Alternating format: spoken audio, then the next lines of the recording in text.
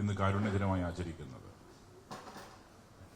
ഇവിടെ സ്വാഗത പ്രസംഗത്തിൽ ശ്രീ സ്റ്റീഫൻ ജോർജും തുടർന്ന്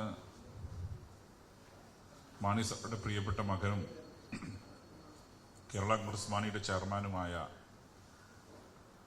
ശ്രീ ജോസ് കെ മാണിയും കുറെ കാര്യം പരാമർശിച്ചു. മാണി സാറുമായി വളരെ ചുരുങ്ങിയ കാലത്തെ ബന്ധം മാത്രമേ എനിക്കുള്ളൂ. 14ാമത് കേരള നിയമസഭാ അംഗമായപ്പോൾ മുതൽ അദ്ദേഹത്തിന്റെ മരണം വരെ അദ്ദേഹവുമായി ഒരു സൗഹൃദം എന്ന് പറയാൻ അദ്ദേഹം വളരെ സീനിയറാണ്, ഞാൻ വളരെ ജൂനിയറുമാണ്. ഇടക്കൊന്നു പോയി ഇരുന്ന് സംസാരിക്കുന്ന ഒരു ബന്ധം മാത്രമേ എനിക്ക് അദ്ദേഹമായിട്ടുള്ളൂ. അദ്ദേഹത്തിന്റെ കുടുംബവുമായി, അദ്ദേഹത്തിന്റെ മകളുടെ ഭർത്താവ് ഞങ്ങളൊക്കെ ആയിട്ട് വളരെയധികം ബന്ധമുള്ള ഒരാളാണ്.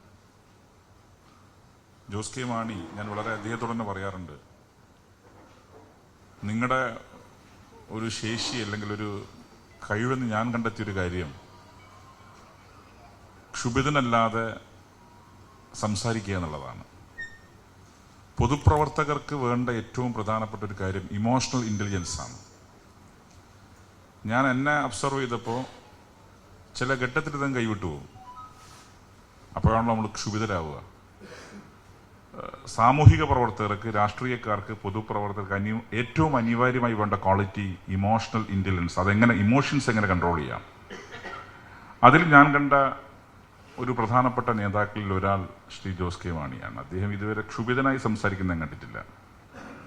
അദ്ദേഹത്തെ പരസ്യമായി പലരും വ്യക്തിപരമായ അധിക്ഷേപങ്ങളും രാഷ്ട്രീയ അധിക്ഷേപങ്ങളും ചൊരിഞ്ഞ് കൂട്ടം നിന്ന് ആക്രമിക്കുമ്പോഴും വളരെ ഡിപ്ലോമാറ്റിക്കായി ചിരിച്ചുകൊണ്ട് സംസാരിക്കാൻ സാധിക്കുന്ന രാഷ്ട്രീയക്കാരിൽ ഒരാളാണ് അദ്ദേഹം. അദ്ദേഹത്തിൽ നിന്ന് പഠിക്കാൻ ഞാൻ ശ്രമിക്കാറുണ്ട്. കാരണം അത് പൊളിറ്റിക്സിൽ വിജയിക്കും. രാഷ്ട്രീയത്തിൽ ഏറ്റവും അനിവാര്യമായി വേണ്ട കാര്യം അതാണ്.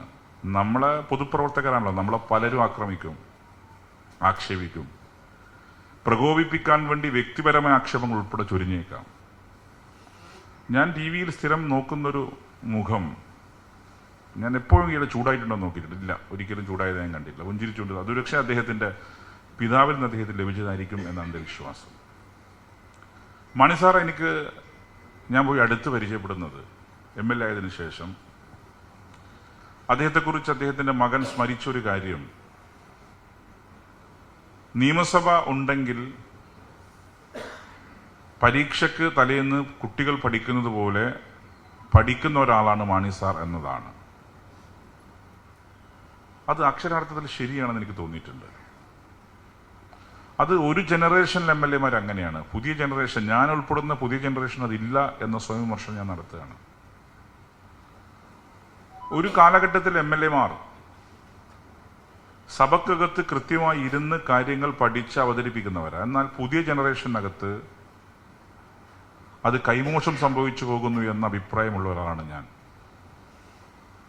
സഭയിൽ എൻ്റെ ചോദ്യം എന്നാ കഴിഞ്ഞാൽ പുറത്തു പോവാം, പിന്നെ എൻ്റെ പ്രസംഗം വരുമ്പം വീണ്ടും കയറിയിരിക്കാം, സബ്മിഷൻ ആ സമയത്ത് വന്നാൽ മതി. ഈ നിലയിലേക്ക് മാറുന്നുണ്ട്. അത് ശരിയല്ല. മാണി സാർ ഉൾപ്പെടെയുള്ള സീനിയർ നേതാക്കൾ ഞാൻ ശ്രദ്ധിച്ചു, അവരെല്ലാം പ്രസന്റ് ആയിരിക്കും. ഇപ്പൊ സഭക്കകത്ത് ഞാൻ ആത്മപരിശോധന, ഞാനതിൽ കുറച്ച് മാറ്റമുള്ള ഒരാളാണ്. ഞാൻ സഭക്കകത്ത് ഏറ്റവും നോട്ടി എന്നാണ് എന്നെ വിളിച്ചത്. അതെന്താ കാരണം നിങ്ങൾക്കറിയായിരിക്കും. ഞാൻ സ്ഥിരം ഒരു കുഴപ്പക്കാരൻ്റെ റോളിലായിരുന്നു സ്പീക്കർ ആകുന്നത് വരെ. കാരണം സഭക്കകത്ത് ഇരിക്കുമ്പോഴാണ് ഈ നോട്ടിനെസ് ആവുന്നത്, അല്ലെങ്കിൽ പ്രശ്നമൊന്നുമില്ല. അപ്പൊ ഞാൻ പരമാവധി സഭക്കകത്ത് ഇരിക്കാൻ ശ്രദ്ധിച്ച ഒരാളാണ് ഞാൻ. പരമാവധിയാണ്, അല്ലാതെ ഈ സീനിയേഴ്സിനെ പോലെ ഫുൾ ടൈം അല്ല. നിങ്ങൾ ശ്രദ്ധിച്ചു കാണും, സഭക്കകത്തൊന്ന് വെറുതെ വന്ന് ഒന്ന് ശ്രദ്ധിച്ചു പോയി നിങ്ങൾക്ക് കാണാൻ പറ്റും. വളരെ സീനിയേഴ്സായ ആൾക്കാർക്ക് വളരെ കൃത്യമായി പ്രസന്റ് ആയിരിക്കും. അവര് ഓരോന്നിലും ഇടപെടും. ഓരോ ബില്ലിനകത്ത്, ഓരോ ക്ലോസ് ബൈ ക്ലോസിനകത്ത് ഇടപെടും. ഇപ്പൊ ഏറ്റവും കൂടുതൽ എനിക്ക് സ്പീക്കറായിരിക്കും നമ്മളാണെന്ന് ഏറ്റവും കൂടുതൽ ഒരു നമുക്ക് ഒരാൾ ഇരിക്കുന്നുണ്ട്, ഡോക്ടർ ജയരാജ്. പേര് വായിച്ച് ഞാൻ മടുക്കലാണ്. കാരണം ഓരോന്നിലും ഓരോ അമെന്റ്മെന്റ് ഉണ്ടാവും. Doctor N. ജയരാജ് നിയമനിർമ്മാണത്തിന്റെ ഘട്ടത്തിൽ അതുപക്ഷെ മാണി സാർ എന്ന് പഠിച്ച കാര്യമായിരിക്കും. അതുപോലെ മാണി സാർ അദ്ദേഹത്തിന്റെ ശിഷ്യന്മാർക്ക് നൽകിയ ഉപദേശം, ഞാൻ എവിടെ പോയാലും കേരള കോൺഗ്രസ് മാണി ഗ്രൂപ്പിന്റെ MLA അവരെ ഓടി വന്ന് എന്നെ ഞാൻ പോയിക്കോളാം, ഞാൻ പോയിക്കോളാം. ഇപ്പൊ അവസാനം ഈ ഇദ്ദേഹത്തിൻ്റെ ജോമോൻ്റെ മകളുടെ കല്യാണത്തിന് ഞാൻ പോയി. ഞാൻ ഭക്ഷണം കഴിച്ച് വലിയ തിരക്കാണ്.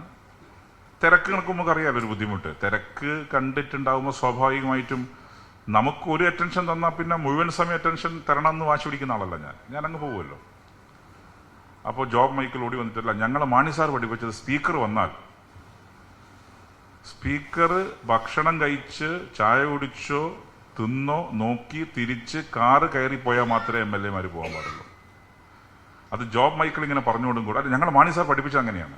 അങ്ങനെ സെബാസ്റ്റ്യൻ കുളത്തുങ്കരയും ജോബ് മൈക്കിളും എനിക്ക് യഥാർത്ഥത്തിൽ എങ്ങനെയെങ്കിലും പോകണമെന്ന് ഇവരിങ്ങനെ ചുറ്റും നിന്ന് കാറ് കയറ്റി തിരിച്ചു. അത് ഒരുപക്ഷെ ഇവരുടെ പാർട്ടിയിൽ നിന്ന് പഠിച്ച ശീലങ്ങളായിരിക്കാം.